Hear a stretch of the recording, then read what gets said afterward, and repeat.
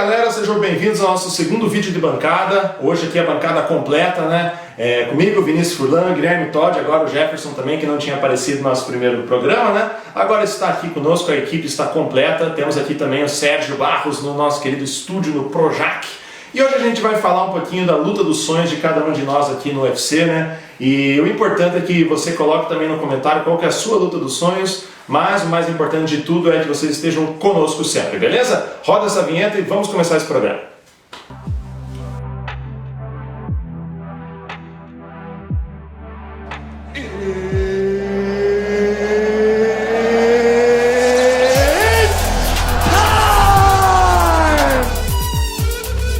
Então, pessoal, isso aí a gente vai citar um pouquinho sobre a nossa luta dos sonhos, né? Cada um de nós aqui escolheu uma. Todd, já está aí na ponta, já está no início. Por favor, sua luta. Luta dos sonhos. Primeiro, quando eu ouvi falar disso, pensei sonho, não precisa, vamos para algo atemporal ali. Minha luta dos sonhos, na verdade, seria algo atemporal. Então, um atleta no auge dele, que aconteceu no auge, aconteceu em um momento distinto do auge do outro atleta. Nesse sentido, eu pensei que, podia falar aqui do José Pelé, José Landi, contra Anderson Silva, cada um em seus respectivos auges, que foram em momentos diferentes. Imagina essa luta excepcional. Imaginar uma luta de Ronda Rousey contra Chris Borg, não agora, quando a Ronda ainda estava invicta, ver a primeira derrota dela com a Chris Borg, não teria preço. Outra luta que não dá para falhar aqui na memória, que eu sempre sonhei em ver, seria um Vanderlei Silva no auge, tempo de Pride, contra Chael Sonnen. Ver aquele massacre ali, isso não teria preço. Pensando em auge, falar de auge de Chael Sonnen é algo engraçado, né? Podíamos falar isso de um dia. É meio irônico. O auge do Chael Sonnen foi perder pro Anderson Silva, meio chato, né? Felizmente, nosso querido Maurício Shogun perdeu, né, pro Sony também, né? Ele até ganhou alguns caras bons ali, mas a melhor momento da carreira dele foi uma derrota. Foi uma derrota, de longe. Agora, voltando para a realidade aqui, minha luta dos sonhos, eu diria Chris Borg contra Holly Holm. Mas isso está muito longe da realidade, então eu vou mudar a Holly pela Amanda Nunes. Brasil contra Brasil ali. Amanda Nunes, que não deixa a desejar em pé, tem vindo de uma série de vitórias, é campeã, e a nossa querida Chris Borg, curitibana, claro. Na minha opinião, a melhor atleta feminina de todos os tempos, muito melhor do que a Ronda. Nossa. Então, pra mim, luta dos sonhos hoje, que pode acontecer, é essa. Chris Borg contra Amanda Nunes. É uma luta bem... eu acredito que não seria nem muito equilibrado. Sinceramente, eu acho que esse Borg ia passar o carro de novo, né? Ia ser um atropelo mesmo, sem chance, cara. Penso da mesma forma, mas ia ser lindo de ver, ia ter trocação, né? E é bom pro Brasil também, né? É bom pro Brasil, com certeza. Falando aí em bom pro Brasil, Jeff, por favor, a sua luta dos sonhos, cara, no UFC. Cara, não dá pra deixar uma luta dos sonhos sem Anderson Silva, né, cara? Nosso maior atleta no UFC de todos os tempos aí, nosso maior lutador. É um ícone pra gente do esporte, né? O nosso showman. A pergunta é, quem é o adversário? Tem que ser ele, né? O Conor McGregor, o falastrão do momento aí. Cara. Também não dá pra deixar que o irlandês também dá show, né? Logo no primeiro round, né? Que é sempre ele só dura até o primeiro round. Depois então, acabou, né? Mas no primeiro round ele dá show, né? Na luta em pé, então acho que seria uma trocação muito boa, né? Dele com o Anderson. Mas acredito que o Anderson passaria o carro nele, é muito bom. Ia ser interessante, porque o Anderson começa devagar, o Conor, por outro lado, começa atropelando e depois perde o ritmo. Então são características bem conflitantes. Mas sobre essa luta, acho que não tem nem o que falar, né? A diferença de altura ali, peso não teria como pro Conor, né? E a técnica também do Anderson, né? Quando ele pegasse aquela distância do soco do Conor ali, ia ser um abraço. Muito difícil. A minha luta preferida então seria com o Conor McGregor, que o Jeff bem falou, é o showman hoje do UFC, é o que mais vende, mas o adversário seria um pouco diferente. A gente já viu duas lutas do Conor contra o Nate Diaz, que ele ganhou, que ele perdeu a primeira luta, né, por finalização, levou um querido mata-leão, né, bem do bom ali, né?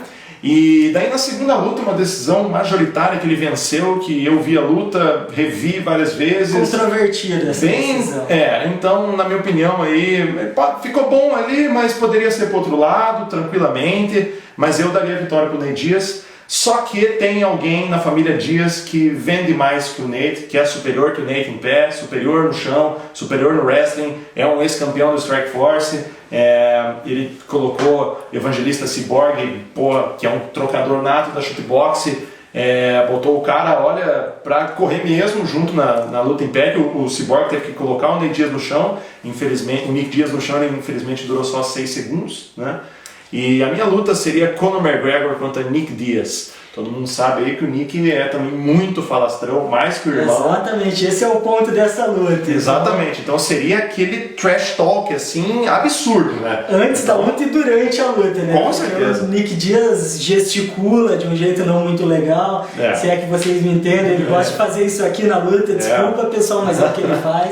Eu acho que é legal, pesado. Aproveitando o gancho aqui, trazer para vocês uma curiosidade dos irmãos Diaz. Então, são grandes defensores da maconha. É verdade. Eles, após luta, publicam fotos com o baseado, né, que é o cigarro de maconha. Sim. Então, abertamente defendem isso, dizem que não faz mal, não afeta o desempenho nas lutas. Pois é. E, inclusive, o Nick Diaz já caiu. Várias vezes. Ele está banido, inclusive, por causa disso. E ele sofreu um ban que a gente chama muito forte, né? Ele levou 4 anos, então conseguiu reverter, mas ainda assim houve uma grande contribuição de todos os atletas para diminuir essa pena, né? E o Nick Diaz, sem dúvida, muita gente brinca assim também que o mais difícil nas lutas do Nick Diaz é ele passar no exame antidoping depois, porque na luta em si ele ganha. Mas é um lutador fantástico, assim, um cara muito acima da média. Um jeito bem diferente de lutar, com certeza. É esquisito, isso dificulta para os adversários. Nocauteado, eu acredito assim que muito difícil seria pelo Conor McGregor, até porque ele é mais pesado que o Conor. No chão, para o Conor finalizar ele é praticamente impossível. Com certeza. Né? Porque se ele já levou um apertão do Nate, que é pior que o irmão, imagine do Nick, né? Então a luta seria muito mais pelo trash talk. Pessoal, agora vamos estrear o nosso primeiro quadro, rapidamente falando aqui, de um lutador que está chamando a atenção muito na categoria dos pesos pesados. A galera gosta de ver os pesados porque é um soco só e o cara cai, né? É mais rápido, mais tranquilo para dormir, né? Depois. Sempre 30 segundos ali você já pode dormir que tá tudo resolvido. E com esse cara tá sendo isso aí mesmo, porque olha... Mas pensa numa divisão frustrante, porque tá um ganhando a luta, deu uma bobeirinha e acabou. Exatamente. Então é por isso que a gente vai chamar o quadro Olho Nele. Então, vem com a gente. Pessoal, rapidamente então a gente está colocando até na tela a foto dele, pelo porte físico já dá para entender que é um lutador muito forte. Acabou de nocautear Andrei Arlovski, uma lenda do UFC, do Strike Force, lutou contra Fedor, lutou contra todo mundo, né? Tirou o Arlovski realmente para nada.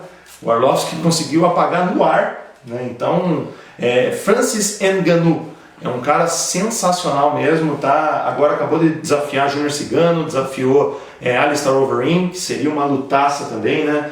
As duas seriam uma... Nossa, fantástico. E o UFC já tá dando aquele push nele, né? Que eles chamam, que logo ele vai pintar pelo título. Então, galera, olho nele que não é nenhuma surpresa. Pessoal que não conhece, não viu ele lutar ainda, ele tem, para os pesos pesados é muito difícil eles terem uma movimentação contínua, constante, conseguir se manter na luta com a caminhada ideal. No caso do Francis, ele consegue manter bem essa distância, se mantém constante na luta, não deixa o adversário se encontrar, então ele sai bem e consegue já encaixar a mão. Esse é um dos pontos mais favoráveis dele. Sim. Acho bem interessante a gente ver que em questão do último 1 ano e 1 mês, mais ou menos, ele lutou 5 vezes.